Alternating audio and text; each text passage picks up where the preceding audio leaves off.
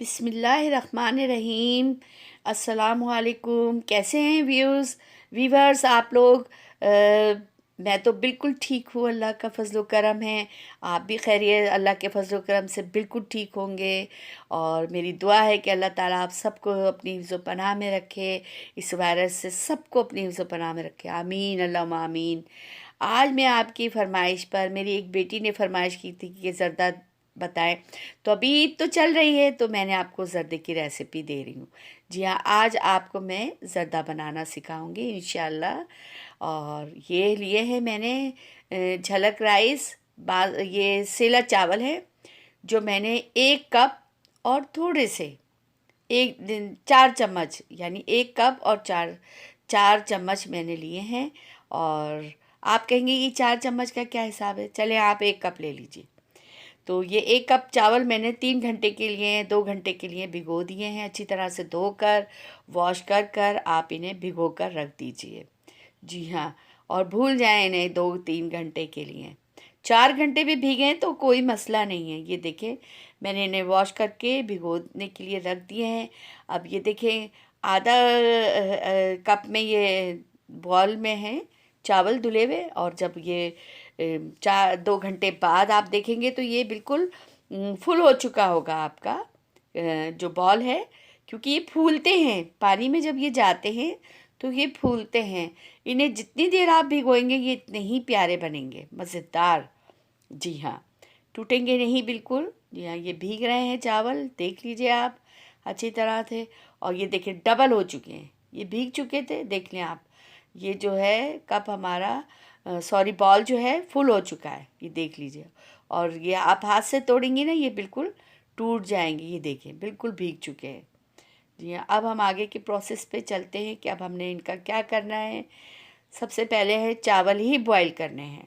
जी हाँ, ये पानी मैंने रखा है तकरीबन 6-7 गिलास रख लें आप, 8 गिलास रख लें। और ये अपने हिसाब से ज़र्दे का रंग। जी हाँ, ये ऑरेंज कलर है। ये ऑरेंज कलर मैंने डाला है इसमें। और ये छोटा वाला जो 1/4 होता है वो आप डाल लीजिए। और आप अगर कम लगे आपको चावलों को, जैसे ज़र्दे का कलर आपको चाहिए, पसंद हो आपको, अगर कम लग रहा हो तो आप थोड़ा सा और डाल दीजिए। क्योंकि जब चावल जाते हैं तो फिर अंदाज़ा होता है कि कितना, यानी कि हमें चाहिए कलर। तो उससे पहले अंदाज़ा नहीं हो पाता, तो आप पानी को बॉयल कर लीजिए, कोई मसला नहीं है। उबलते हुए पानी में जब चावल चले भी जाएंगे तो भी कोई मसला नहीं है। आप अच्छी तरह से इसे बॉयल कर लीजिए। जब ये बॉयल हो जाए फिर हमने ये देख लिया, आप मेरा बॉयल भर चुका है चावलों से। जी हाँ, ये हमने मुरब्बा लिया है 2 कलर का। जी हाँ, ये ग्रीन और रेड, ये बादाम लिए हैं। ये किशमिश है, ये मैंने बादाम काट रही थी। और ये खोपरा। जी हाँ, अपने हिसाब से ले लीजिए, कोई मसला नहीं है। थोड़ा बहुत मैंने आधा कप किशमिश ली है।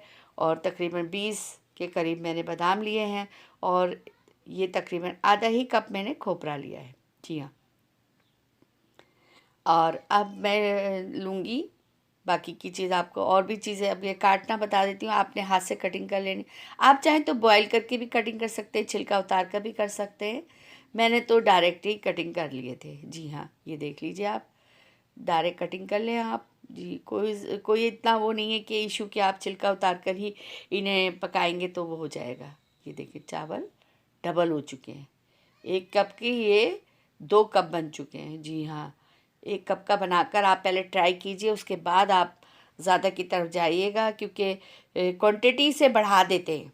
जब आप 1 किलो का बनाएंगे तो क्वांटिटी इसकी डबल कर दें। ठीक है, तो ये है। अब चावलों को हम बॉईल कर लेंगे। अच्छा, चावल हमने फुली बॉईल करने हैं, कोई कन्नी वन्नी नहीं रखनी है हमने इसमें। क्योंकि हमने कोई इन्हें चाशनी में पकाना नहीं है।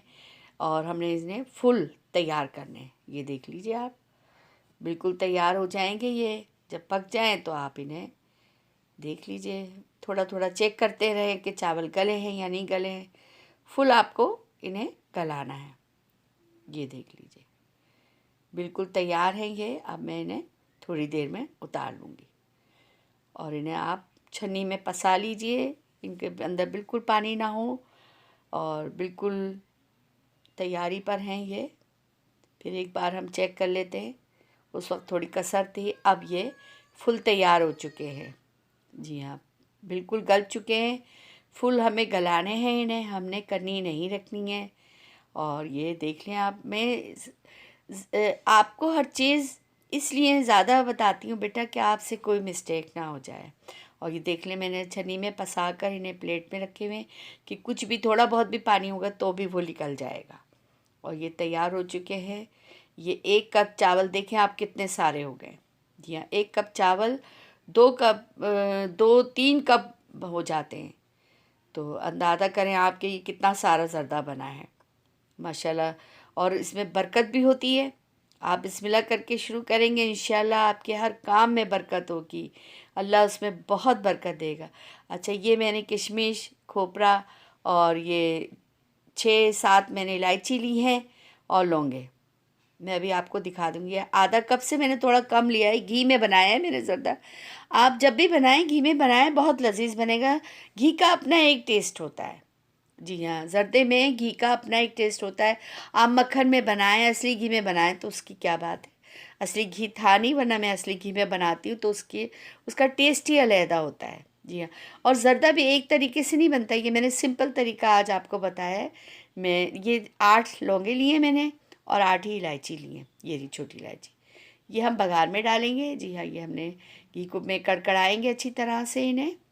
ये आपने देख लें आप अच्छी तरह से। जी हाँ, इनको घी में कड़कड़ाना है। ये जब घी में कड़क जाएंगी अच्छी तरह से, इनकी खुशबू इस घी में आ जाएगी, फिर हमने आगे का प्रोसेस करना है। जी हाँ, ये देखिए कड़क गई हैं। 8 इलायची है, 7 इलायची है सॉरी, ये बादाम डालेंगे अब। और ये किशमिश, हल्का सा बस इनको फ्राई करना है, हल्का सा बिल्कुल। और ज़्यादा इनको नहीं भूनना है, जलाना नहीं है हमें, बस हल्का सा फ्राई करना है बिल्कुल बस। ये फ्राई हो जाएंगे क्योंकि इतना तेज़ हमारा घी है और चूल्हा जल रहा है। ये फुल फुल आँच है हमारे इस चूल्हे की। ये छोटा चूल्हा है। अब हमने इसमें चावल ऐड कर देने हैं। जी हाँ, फ़ौरन आपने चावल ऐड कर देने हैं और उन्हें मिक्स कर दें, घी के साथ उन्हें मिक्स कर दें ताकि घी हमारे तमाम चावलों में मिक्स हो जाए। और अब आगे का प्रोसेस कि अब इसमें हमने क्या डालना है। जी हाँ, ये भी एक सीक्रेट है। आप सोच रहे होंगे चीनी तो आपने डाली, ये 1 कप ही चीनी डालेंगे। जी हाँ, क्योंकि जितने चावल है उसी हिसाब से आपने चीनी ऐड करनी है। और ये खोपरा जो पिसा हुआ मैंने लिया था, आप चाहें तो कटिंग करके भी डाल दें खोपरा। मेरे पास अवेलेबल नहीं था, वरना मैं कटा हुआ डालती हूँ। और जिस वक्त मैंने किशमिश और बादाम डाले थे उसी वक्त मैं पिस्ते और खोपरा भी कटिंग करके डालती हूँ। पिस्ते भी अवेलेबल नहीं थे, तो जो आपके पास हो आप वो डाल दीजिए।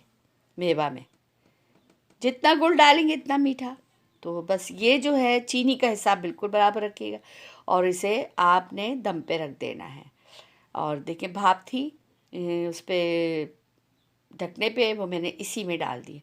और फुल आंच रखनी है भी आपने, बिल्कुल धीमी आंच नहीं रखनी है, फुल आंच पे आपने इसे पकाना है। क्योंकि अभी हमने इस शीरे को जब्स करना है चावलों में, क्योंकि चावल तो हमारे बॉयल हैं।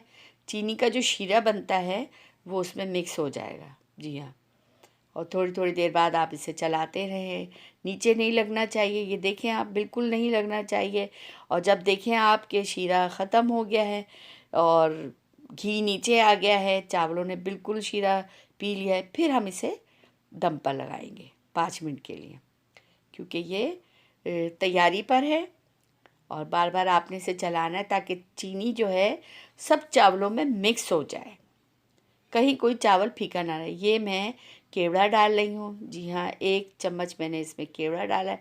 अब ये मैंने दम पर लगा रही हूँ। जी हाँ, ये दम पर आ रहे हैं क्योंकि ये चीनी बिल्कुल खुशक हो चुकी है और ये तैयार है। मैंने डिश आउट किया, मैं इसे इसकी सजावट करूँगी। ये मैंने खोया लिया है, ये मेरा घर का खोया है जो मैंने आपको सूखे दूध से बनाना सिखाया है। ड्राई जो मिल्क होता है उससे आपने बनाना है। और मेरी रेसिपी है आपको मेरे चैनल पे मिल जाएगी, आप देख लीजिएगा। और बहुत लजीज ये खोया बनता है और बहुत ज़बरदस्त। क्योंकि मुझे घर का खोया पसंद है, मुझे यहाँ के बाज़ार का खोया पसंद नहीं। जी हाँ, और ये अशरफियाँ जी यहाँ इस तरह से मिलती हैं छोटी छोटी। मैंने कटिंग की है, ये लंबी लंबी थी थोड़ी, तो मैंने इन्हें कटिंग कर लिया छुरी से। और अब आप बनाइएगा, फिर बताइएगा कि आपका कैसा बना, क्योंकि अभी तो ईद का पूरा महीना है, फिर बकरा ईद आएगी। मैं आपको बकरा ईद की डिशें बताऊंगी इंशाल्लाह। आपको बहुत सारी, और आपको जो जो डिशें बनानी हो आप मुझे कमेंट्स कीजिएगा कि आपको क्या क्या पसंद है। मैं इंशाल्लाह आपको वो सब चीज़ें बताऊंगी। और ये तैयार हो चुका है, मैंने इसे सजा दिया है और देख लें मेरा ज़र्दा तैयार है। माशाल्लाह बहुत लजीज बना। जब आप बनाएंगे और आपके घर वाले आपके ज़र्दे की तारीफ़ करेंगे तो मुझे बहुत खुशी होगी बेटा। तो अब मैं आपको इजाज़त चाहती हूँ आपसे। अल्लाह हाफिज़। अल्लाह अपना बहुत ख्याल रखिएगा इस दुआ के साथ।